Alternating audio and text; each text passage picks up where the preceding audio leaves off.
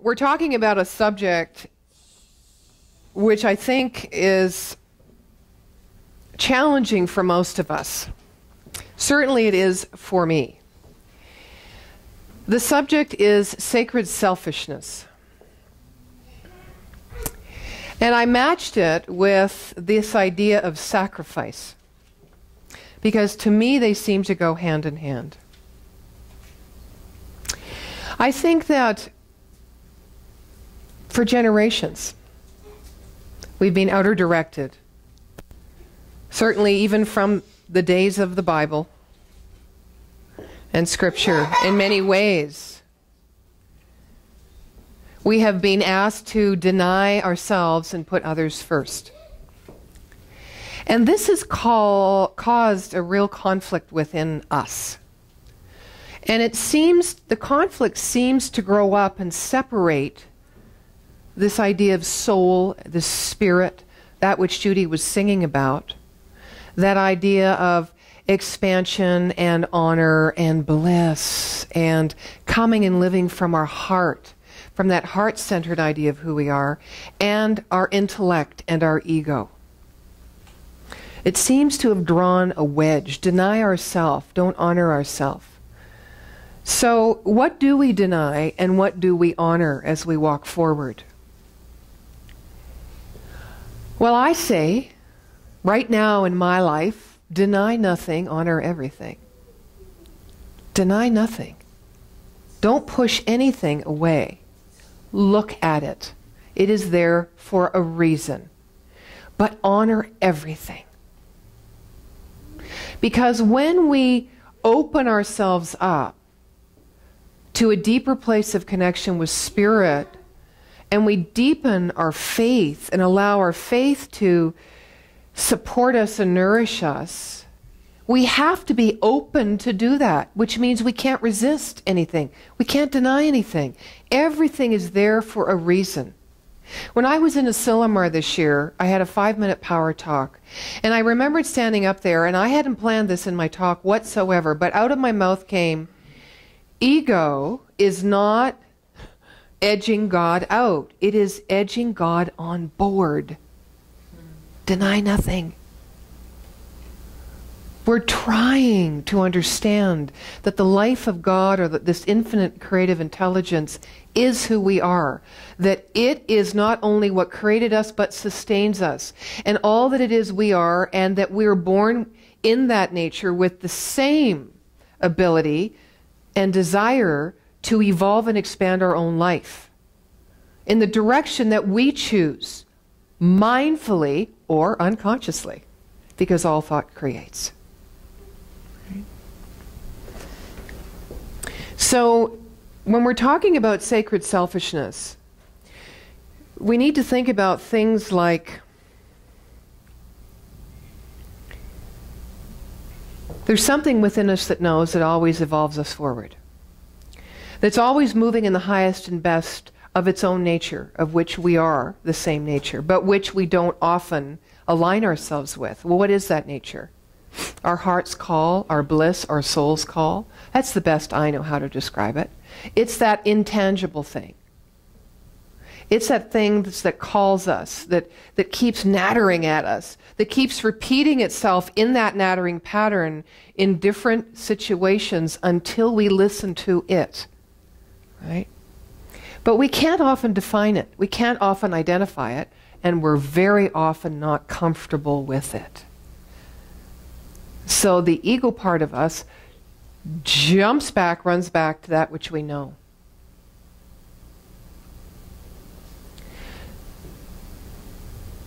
So when we are following this idea of becoming sacredly selfish, we need to come from a place within ourselves that is gold, not hunger. Right? We need to come from that place within ourselves that has that quiet assurance, that has patience, that prioritizes our own honoring of what we need, or prioritizes our spiritual practice so that we can understand what it is we need, right? Because often we don't know, because we're so busy fixing and trying to heal and help outside of ourselves? We don't know. How are we going to know? We have to spend time with ourselves to know. But not time with ourselves in our hunger, trying to run after and grasp and identify something, but time with ourselves where we surrender to the not knowing, that uncomfortable place. We can't have a new thought and therefore make a new decision if we don't have a new sense of inner knowing. Because as within, so without. Now, I'm going to talk about relationship for a moment, because everything is. And what I'd like to say is that most of my life I have been in relationship thinking that sacrifice and compromise were key fundamental advancements and enrichments in a healthy relationship. They are not. It's actually just the opposite. What I've come to know through this help of this teaching is that the purpose of relationship is the growth and expansion of the individuals within it. The growth and the expansion of the individuals within it. And a truly healthy and blissful relationship is one in which neither partner is giving up anything of importance in exchange for being in the relationship. So you may say, well, why even be in a relationship? Say that again. The first part? The why even be in a relationship? No, I know what you mean. A truly healthy and blissful relationship is one in which neither partner is giving up anything of importance to their soul to be in the relationship. So it really changes the dynamics of a relationship, doesn't it? It moves it from an idea of you are source of something that I need in my life to I am whole, perfect, and complete in sharing my life with you. You do not belong to me, but you belong with me. Oh, I'm expansive and free in this moment. And where does commitment lie? To self first. Now here's the tricky part. I remember a long time ago reading William Glasser, who created something called reality therapy. And he said, our responsibility is to get our needs met without getting in the way of anyone else getting their needs met. Now that can become very complex, can't it? Because you could switch immediately from that place of centering in sacredness of what you need to honor and trying to be there for the other person to help them get what they need. And I'm going to be off balance in any second now. I'm going to fall flat on my face. You know? So the best gift we can give our partner, our children, those we work with, those we worship and praise with, even the projects that come from this idea of our soul's guidance, is to constantly be doing the work we need to do in order to get clearer on what our soul needs and to honor that first. And that is not what society certainly has in store for us. Because honoring ourselves keeps us empowered and moving forward into this evolutionary all potential, and the reverse keeps us a victim and looking outside ourselves and depending upon that which is outside ourselves as our source. So the first thing that we can do to begin this journey of sacred selfishness is to listen. Certainly to listen. And to do whatever it takes to give ourselves time and space to prioritize the opportunity to hear. The second thing is to involve ourselves in things that bring us joy, that make us feel good, that allow us to have fun and lighten our lives. And the third thing, of one of many things of which you could create on your own after this, is to follow the creative path. Follow the path of creative expression.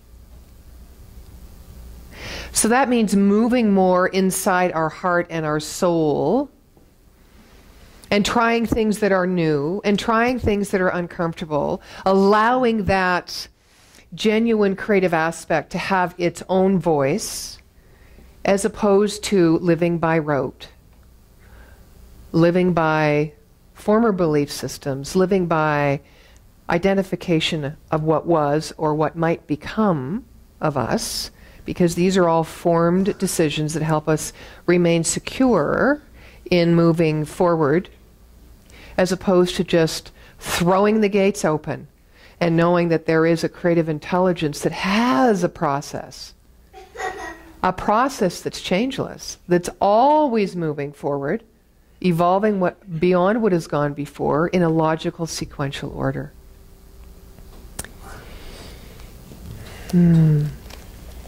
So a little story that is an example, actually, that came across the email quite a while ago, excuse me, to me from Maureen, actually.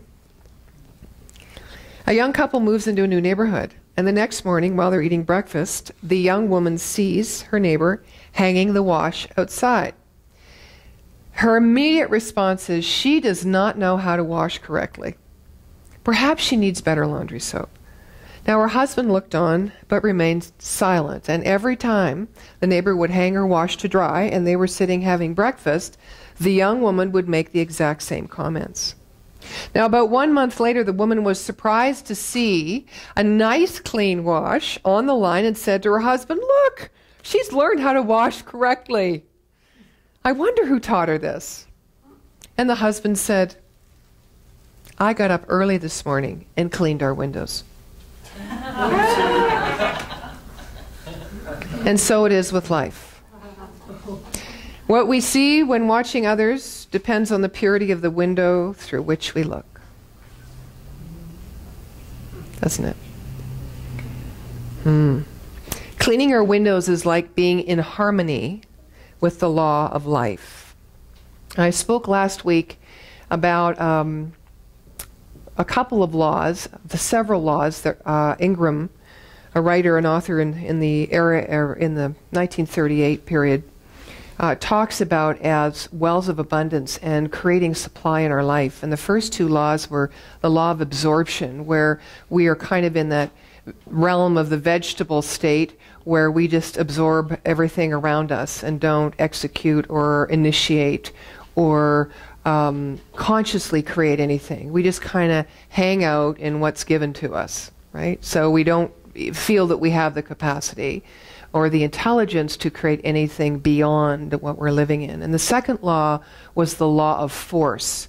And the law of force was not referring to our will.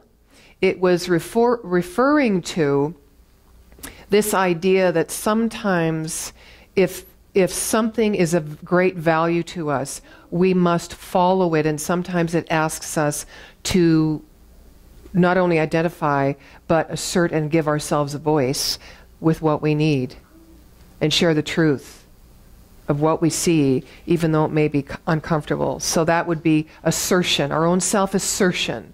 You could look at it as like standing in our truth. And the third law of supply, which I wanted to speak about today, is the law of work. Now, if you look at the law of work on a physical plane, I mean, we all do it, and often we can get tired. You know, we can want to take a break from it. We can assess it as maybe not the best thing for us, but it does give us security. It meets our general survival needs, but we're kind of looking ahead to that time when we can do something else that gives us more passion and bliss and return, even a higher amount of money, a higher amount or a higher experience, greater experience of fulfillment. When you look at it from a spiritual perspective, in which this book is written, we have to look at the law of work as whatever I give out, whatever my contribution is, I will get back in equal proportion. So therefore, I need to give out greater and greater and greater without attachment to what I get back. Now, when I tie it into sacrifice, it can seem like a great sacrifice if the direction of our giving is still to get, and we are giving out more and more and more and not seeing the return, or expecting the return to be in a specific way. Therefore, we don't see when it does come our way, because the law of correspondence is always working. And if we're giving out more, we're getting more back. There's no discussion there. That's how the laws work. What goes out comes back. And what goes in our inner practice, goes out. The law of correspondence, the law of circulation, the law of reciprocity. So when we're working, what are we working at? Are we working at our job where we get paid, or are we working at the level of consciousness, which will give us full return effortlessly? In the law of sacrifice, when we feel that we're giving up something of great value, it's because we're looking for our return on the level of which we feel we're giving up. That is not the return, and it is not the level from which we are called to move beyond that which we are already experiencing. It is from the level of that intelligence within us that is always pushing us forward, or calling us or pulling us toward our vision. But the rub is, our feelings get in the way. Our feelings get in the way. They stop us. They push us back to that place of safety where we don't have to feel anything. Have you ever wanted to, you knew in your heart and your soul, and you've done your work and you're listening, and all of a sudden this thing is calling you, and you can't stop it? Have you ever had that in a relationship, in a career move, anywhere in your life? Anywhere. This is where our soul is being transformed into the fullness of its expression. This is where, as Holmes says, we're here for one purpose only, which is to be the full expression of who we are. This is what I was sharing with you earlier about relationships, is for that. It's to honor and hold in love relationship so that you can honor and hold in love yourself and let yourself unfold to its highest and best.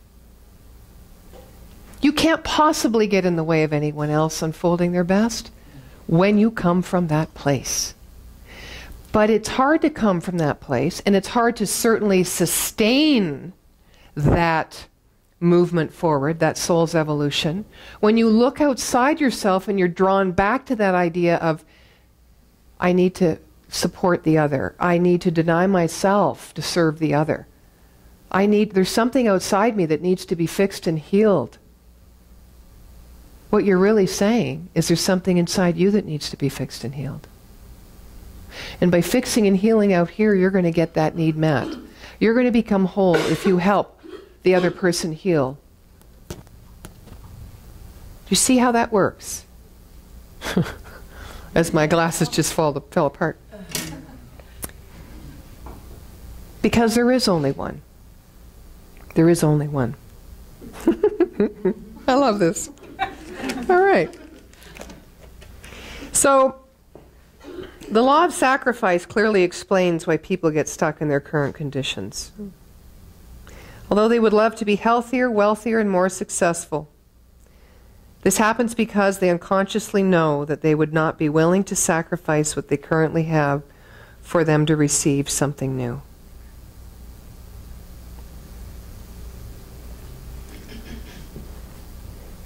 Now, what I know is it's a lot easier to let go a piece of who I have become based on a relationship with anything, idea, situation, person, place. It's a lot easier to let it go if I withdraw from it. That is not the same as releasing it in love. What do we do when we try to withdraw from something? And we try not to feel what we feel, right? We do feel. What we feel is separation.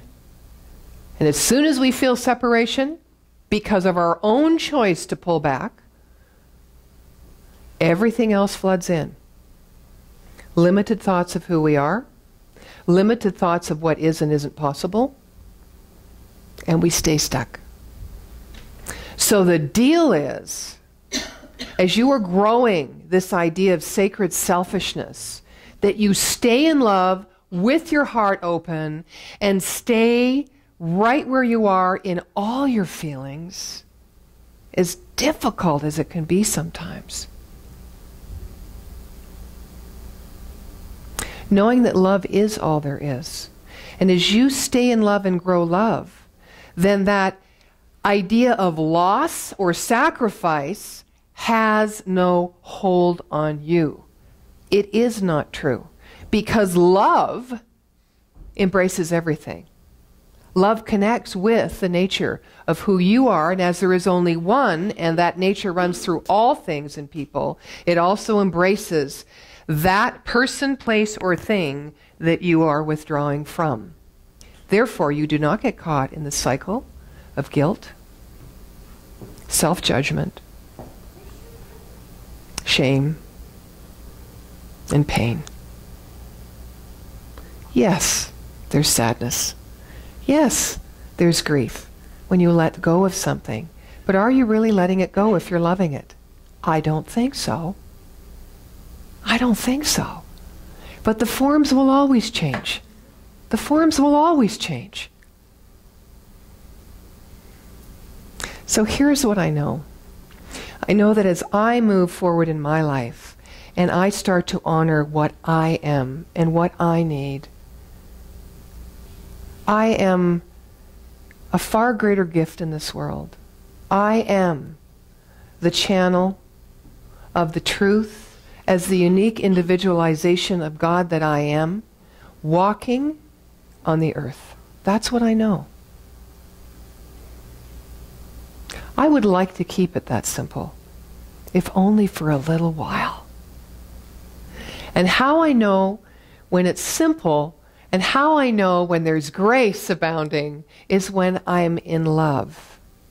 When I am always moving, and that's this place and this from this sense of belonging to that which is greater than that I seek. When I am one with that which I seek, which for me, to keep it simple now, is that greater expression of the love that I am,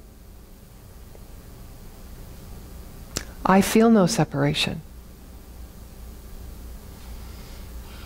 And I feel no pain. And I feel no loss. So I know that for myself. I know that for myself. I also know that it's part of the principle that we teach. So remember when you feel like you're giving up something in your life for something which you deem is better, do not move forward with a hunger towards it. Move forward knowing that you are gold and that everything that you are seeking is seeking you and calling you forward, and that everyone and everything and every condition will be blessed by this grace and this love and this potential of life and light as you move forward, honoring yourself. One of the tenets of this teaching, when I was a ministerial student that I've held on to for a very long time, is the highest and best for me has to be the highest and best for all.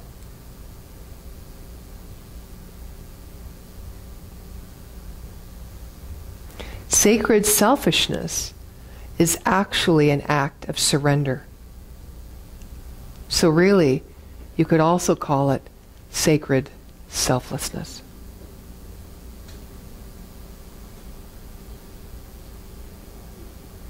It is that moving together with the spirit of life so that you can be the open channel for the expression of all that you are as a unique, individualized part of this almighty divine love that initiates, inspires, and creates life, ongoing. So rejoice in that. And rejoice when it doesn't feel good, because there's always joy in pain. Always joy in pain. For there is always light in the darkness. And so it is. Thank you.